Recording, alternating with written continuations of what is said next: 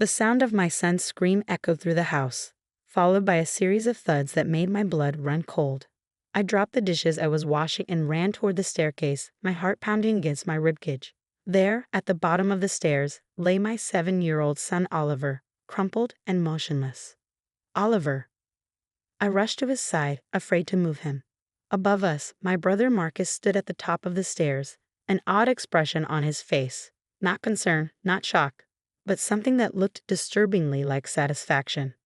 Mom, Dad, I screamed, carefully checking Oliver for obvious injuries. He was conscious but crying, clutching his side. My parents rushed in from the backyard, where they'd been enjoying their Sunday afternoon tea. What happened? My mother asked, looking between Oliver and Marcus. Before I could speak, Marcus called down. We were just playing around, weren't we, buddy? Some rough housing got out of hand. He descended the stairs slowly, hands in his pockets. Kids need to toughen up these days. Playing? I spat, feeling Oliver trembling under my touch. He pushed him. I heard Oliver say stop before he screamed. Now, Amanda. My father stepped forward, his voice carrying that familiar patronizing tone. Boys will be boys. I'm sure Marcus didn't mean any harm. I couldn't believe what I was hearing. Oliver was clearly injured, yet they were already making excuses for Marcus. But then again, they always did. My 30-year-old brother had never faced consequences for his actions, not when he broke my arm during play fighting, when we were kids, not when he accidentally pushed his ex-girlfriend's car into a ditch, and apparently not now. He's fine, Marcus said, reaching down to ruffle Oliver's hair. My son flinched away, whimpering. See, he's just being dramatic. Like his mother. Don't touch him, I warned, pulling Oliver closer. Mom, Dad, he did this on purpose. Oliver's been afraid of Marcus ever since he moved back home. This isn't the first time. My mother's face hardened. Amanda, don't start with your accusations. Your brother's going through a rough time since losing his job. He doesn't need this drama. Drama? I looked down at Oliver, who was still holding his side, tears streaming down his face. My son is hurt. He'll walk it off, my father declared. Now let's all calm down and have some tea. Oliver, stop crying. You're a big boy now. I felt something snap inside me. Years of watching them coddle Marcus, years of being told I was overreacting, years of having my concerns dismissed. It all crystallized into a moment of absolute clarity. We're going to the hospital, I announced, carefully helping Oliver to his feet. He cried out in pain, nearly collapsing. Don't be ridiculous, my mother huffed. You'll just waste everyone's time and money. Put some ice on it and he'll be fine. Marcus stepped closer, his 6'2" frame towering over us. Listen to Mom, Amanda. You're making a big deal out of nothing. Like always. I met his eyes, seeing the same cold amusement I'd seen countless times before. My brother, the golden child, who could do no wrong. Who'd been terrorizing me since childhood, and now thought he could do the same to my son. Back off, Marcus, I warned, supporting Oliver as we moved toward the door. Mom, Dad, I'm taking my son to the emergency room. You can either support that decision or stay here with your precious son who did nothing wrong. As usual. Amanda, my father's voice boomed. You're overreacting. This is family business. We handle these things privately. I turned back, one hand on the door. No, Dad. Not anymore. Not with my son. If you do this, my mother's voice quivered with what I recognized as manipulation, not concern. You'll tear this family apart. Is that what you want? I looked at Oliver's pale face, at the way he could barely stand, at the fear in his eyes when Marcus moved closer. Then I looked at my family, my enabling parents, my smirking brother, and made my decision. This family was torn apart long ago, I said quietly.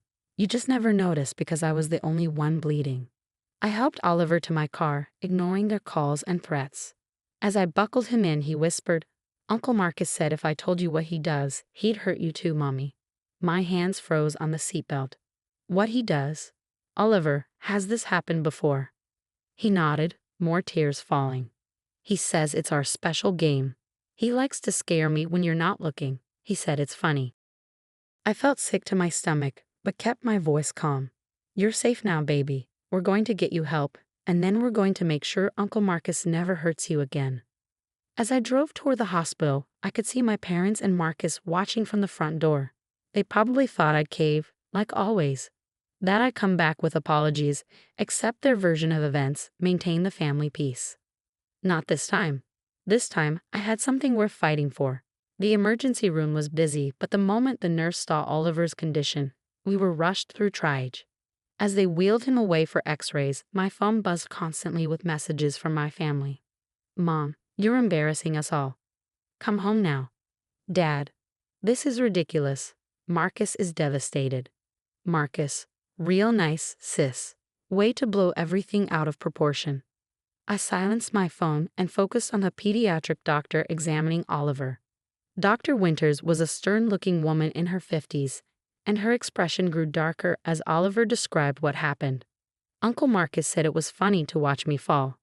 Oliver explained, wincing as she gently pressed his ribs. He likes to sneak up behind me and scare me too. Sometimes he grabs my arm really hard and says it's our secret.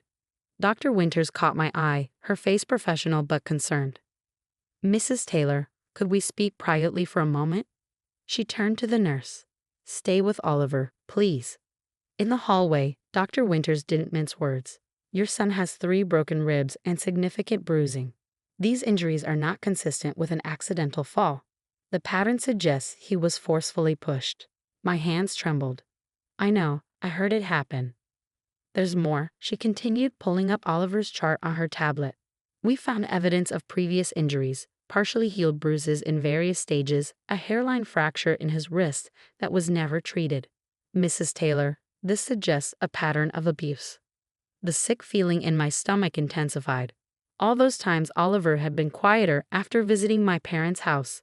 The way he'd flinch when Marcus came near. The mysterious bruises I'd attributed to normal childhood accidents, it all made horrible sense. I'm calling Child Protective Services, Dr. Winters stated firmly. This is not a suggestion, it's hospital policy. We're also obligated to report this to the police.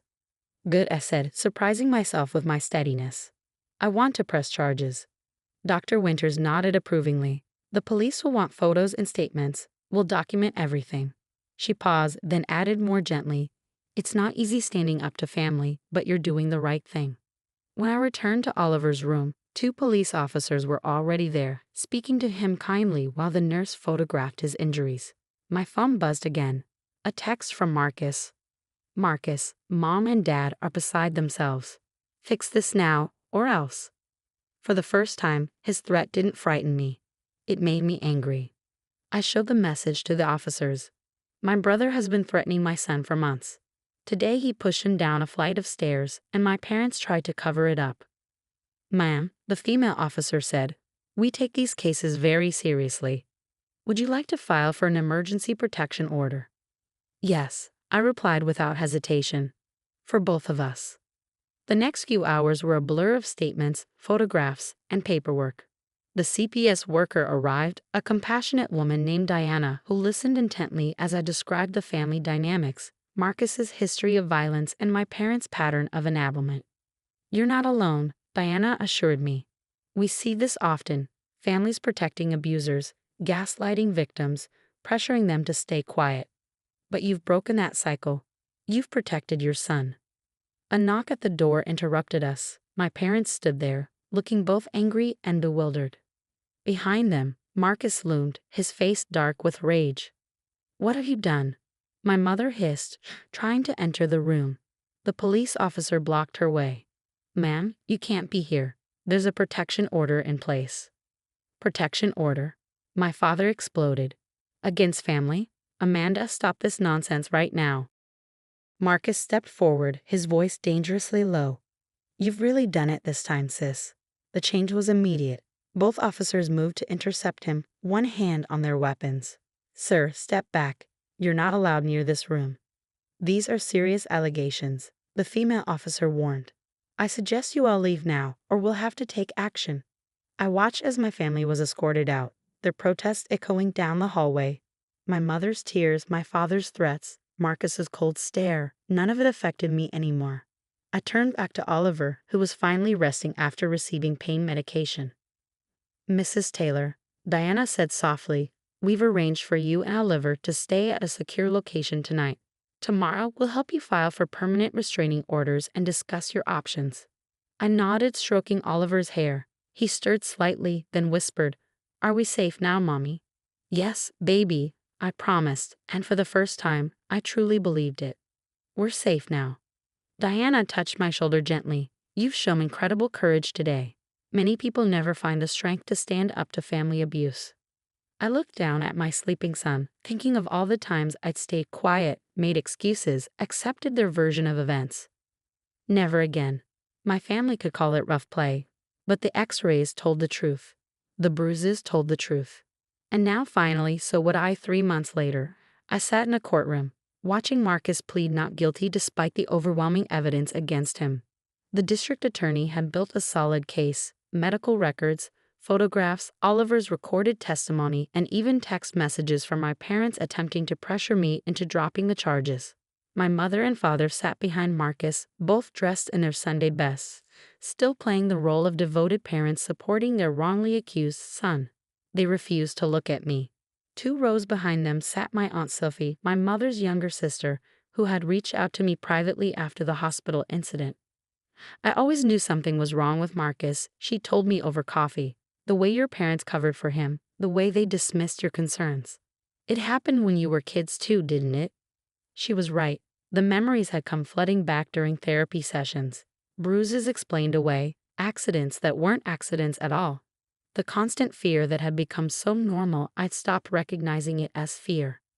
Now, watching Marcus in court, I felt none of that old fear. Oliver was safe at school, surrounded by teachers who had been informed of the situation. We'd moved to a secure apartment building, changed our phone numbers, and started rebuilding our lives. The prosecutor presented the evidence methodically. The x-rays of Oliver's ribs appeared on the screen, followed by photographs of old bruises. Dr. Winters testified about the pattern of injuries. When they played Oliver's recorded interview, I had to close my eyes. His small voice describing months of torment at his uncle's hands. He said it was our game. Oliver's voice filled the courtroom.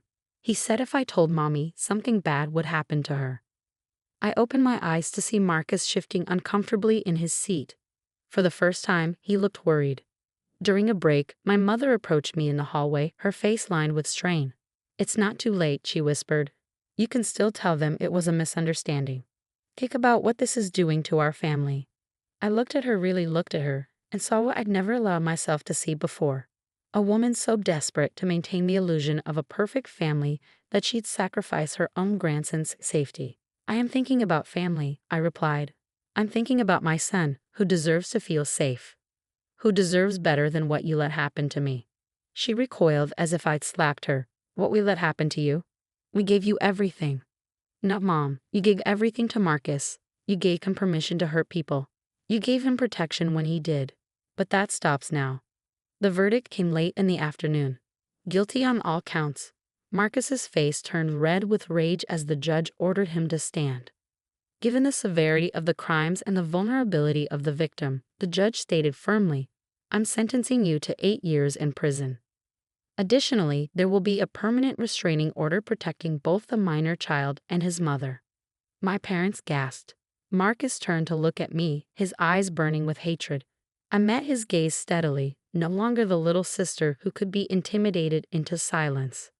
Outside the courthouse, Aunt Sophie hugged me tightly. "You did it," she whispered. "You broke the cycle." My parents walked past without a word, their shoulders stiff with what they probably thought was righteous indignation. I watched them go, feeling oddly peaceful. They had chosen their side, just as I had chosen mine. That evening, Oliver and I had dinner in our new apartment. His ribs had healed, but more importantly, the fear had left his eyes.